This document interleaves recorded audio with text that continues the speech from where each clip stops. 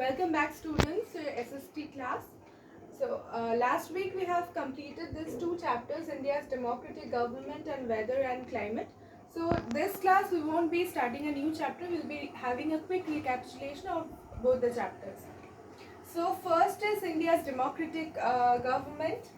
So there is a division of powers between the center and the states because India follows a federalism structure of government. So federalism means there would be a union and states where the power to govern or power to rule. The government would be dividing the powers of law making, law execution and law implementation between the center and the states. Okay, so now state also means a country which is controlled by one government. So India is called a nation state.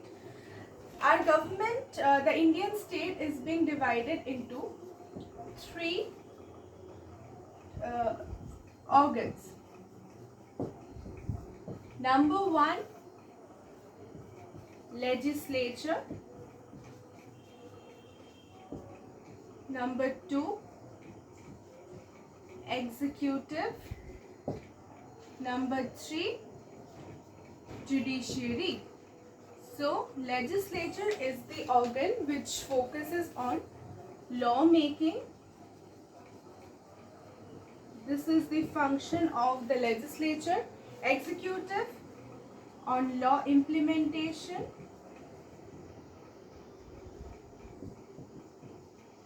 And judiciary on settling of disputes.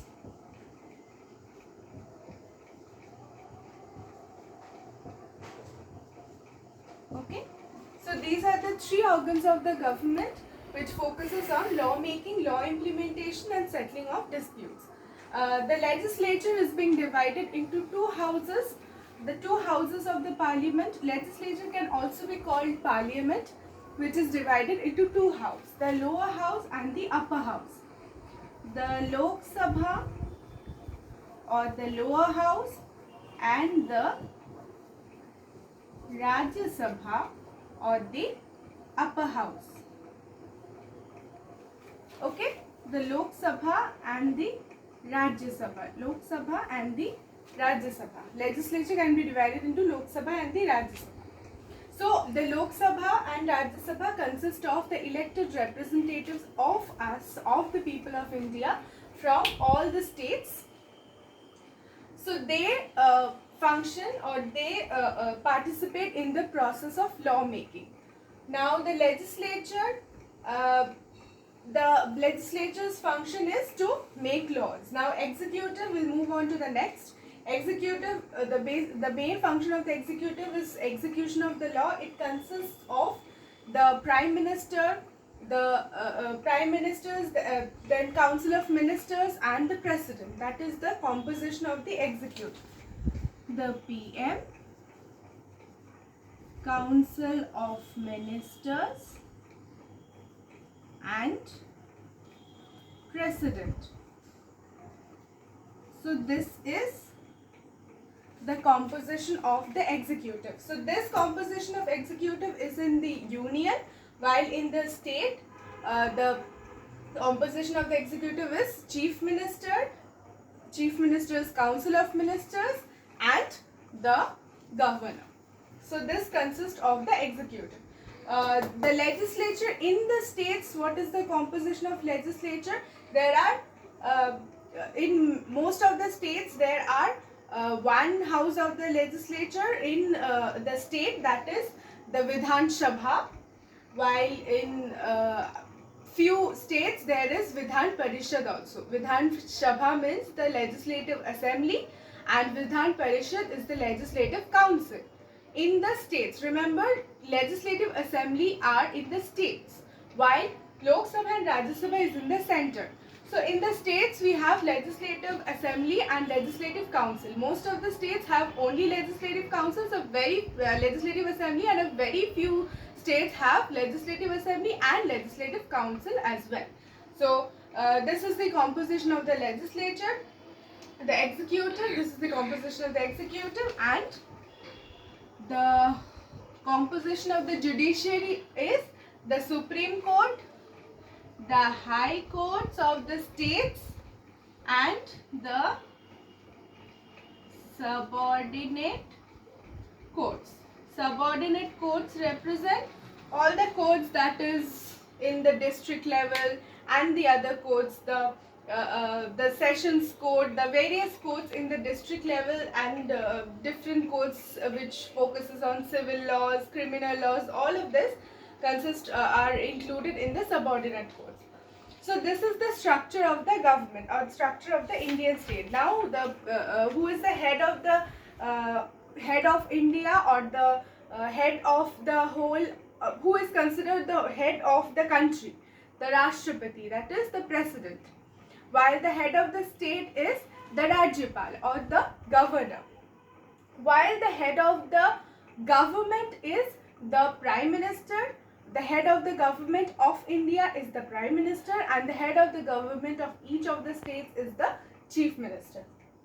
Okay, so we have recapitulated this portion. We all know what are the responsibilities of the legislature, executive, and judiciary. Legislature makes laws for the whole country and the states. The state legislature makes laws of the particular states, and the central legislature, that is the legislature of the union government, makes laws on the subjects which includes the whole of India. Then keeps a check on how the executive at the center function. Now these three organs keeps a checks and balance on each other. Like the legislature checks on the powers of the executive, how they're implementing the powers, how the laws have been implemented, and the executive also has a check on legislature, as in the law implementation, the laws which are made are properly constitutional or properly made or not. This is checked by the executive, since the head of the government of the country is the prime minister, and the head of the whole country, president, is a member of the executive. So the executive keeps a check on legislature, and the legislature keeps a check on the executive.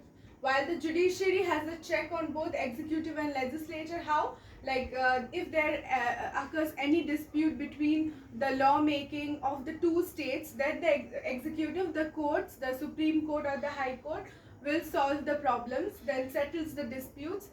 It is the guardian of the constitution. The judiciary interprets the constitution. It is the final interpreter of the constitution. It sees that the basic structure of the constitution remains the same, and it keeps a check on the law making of the legislature. If the judiciary finds that any law which is made by the legislature is unconstitutional or does not abide by the laws of the constitution, then it can declare that particular law is null or void.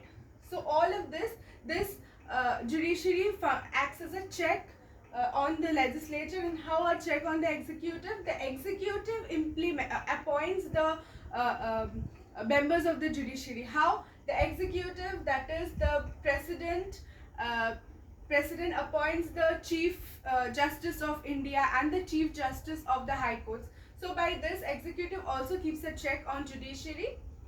And finally, these three organs keep a check and balance, like keep a check on each other's power, and thereby balances the power, so that one of the organ does not emerge as having the total power and does not function very authoritically, like, or monarchically, like does not function as all in all. So they keep the checks and balances over the powers of each other. Okay, so so the legislature's function we have talked about. Executive's function, it makes sure that the policies which are formed by the legislature are carried out. Then the government plans and presents the budget. It makes it sees that the money that is being the budget is basically the agenda, or the proposal, how the money is to be spent in which which sphere, like this amount of money will be spent for education, this amount of money will be spent for defense, for foreign policies, and all of this. This is the budget, the agenda, or the whole the whole agenda, only the whole agenda, which shows how the money will be divided between the various subjects or the various departments. So this is the budget. It takes care of the budget, and then this should be approved by the parliament and the states. So judiciary functions how it protect the rights and freedom of the people, delivers justice, settles disputes, etc. Then we have talked about the union list, state list, and the concurrent list. So the subject in the union list, the laws are made by the union government. On the subjects of the state list, the laws are made by the state governments. And concurrent list, the laws will be made on the subjects of the concurrent list by both state and the union government. Now, if there exists any problem between the center and the state governments on deciding that which law or which laws to be made on which subject of the concurrent list or any subject of the state list, if the center feels that any subject of the state list is of national importance and the center should make laws on that particular subject of the state list, then what will happen? The Supreme Court or the judiciary will intervene. They can go to the judiciary, it can intervene and settle the dispute on who will make law on which subject, and it decides everything, it settles all the dispute between the center and the states. Now we have talked about the union territories, how the union territories function. Union territories have the appointed administrator who is appointed by the president, who works on behalf of the president, as the union territories are governed in the name of the president. So only two union territories have their own legislatures, that is Delhi and Puducherry. Okay. So this is about India's democratic government. Now we will be quickly having a recapitulation of weather and climate. So weather and climate, the weather is the condition of the atmosphere, the changes in the atmosphere of a place over a short time is known as the weather, whereas the climate is the regular pattern of the weather that a place has over a long time. So regular pattern of changes in the atmosphere over a long period of time is the climate, whereas changes in the atmosphere over a very short period of time, few hours or a day, is known as the weather. So how we have already discussed how various places have various type of climate and weather. Here there is a picture of a building or a house in Kerala, which shows that how the people have adapted to the wet climate or the humid climate over there. Here the houses have sloping roofs so that the rainwater cannot stay and moves away easily, because it rains more at the time of monsoon in those areas. So this is how the people get adapted towards the throughout the country. Then factors that affect the climate are latitude. Factors affecting climate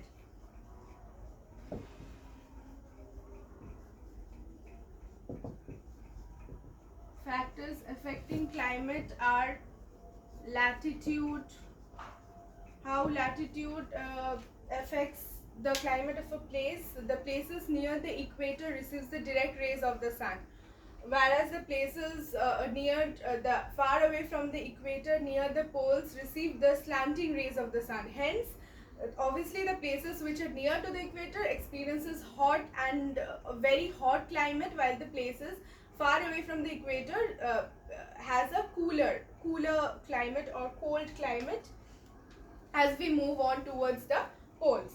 So here an example of Jakarta, which is close to equator, which experiences hot climate, while New York is quite far away from that from the equator. Hence it experiences the cold climate. So here the degrees, the latitude is given and how much the maximum temperature of that place is Jakarta experiences maximum 32 degrees centigrade, whereas minimum 24 degrees centigrade. While New York experiences 8 degrees centigrade and minus 1 degree centigrade in December. So how the changes happen because of the latitudes, because of the changes, because of the distance from the equator and the places and the other latitudes is being talked about here. We have already discussed this. So now altitude of a land. Altitude means the height of a land. Altitude or the height of a land. So the land, the area, the place of the place, if the height of a place is if it's above, if it's more like if there is a say a landform which is having hills, so the landform which is mostly having hills will experience a much cooler climate or much cooler conditions, while the conditions of the weather in the plain land are much hotter.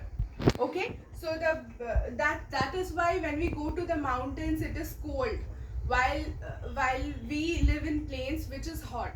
So the height of the land, the distance from the sea level, the height of the land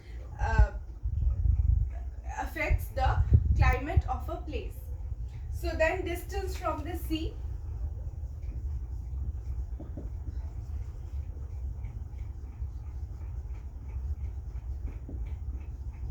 So distance from the sea, water heats or cools down slowly than land. Hence, the distance from the sea also affects the climate of a place. So in summer, places which are far away from the sea, or the places which are mostly having land enclosed, the places which are enclosed by the land surface are hot, because the land heats up quickly and cools down quickly. So it experiences extreme type of climate, like it heats up quickly and gets cooled down quickly. So it's hot in the summers in the daytime, whereas in the nighttime it is much cooler. But then places by the sea remain cooler as water. In the summers, in the daytime, the places near the sea remains cooler as the water takes time to cool and a long time to heat also. So the places near the sea takes a long time to get cooler, and as the places near the sea gets remains cooler in the daytime, because the water takes long to heat up, while in the night time it remains warm because the water takes time to cool down as well. Okay, so places near the sea remain much cooler as compared to the places near the which is enclosed by the land in summer. Now in winter, places near the sea are warmer as water cools slowly, and so it keeps the seaside places warm. So in winters, the seaside places are warmer as the water takes time to cool and to heat up as well, and places away from the sea are cold, and as the land loses heat very fast. Okay, so in winters, the places near the sea are warmer and the places far away from the sea are cooler, because land gets cold very easily, whereas gets heated up very easily, and the water takes time to heat up as well as cool down. While in summer, places away from the sea are hot, and the places near to the sea are warm and are cooler as compared to the land or inland, and as the water takes time to heat up. So places near the sea are also humid climate, as the water there is mostly water vapor in the air. Okay, so now winds, the last factor. So winds, the direction of the wind also affects the climate of a place. The monsoon, for which we experience the rainy season, because of the monsoon winds, also affect the climate of a place. So the southwest monsoon winds blow from early June to September and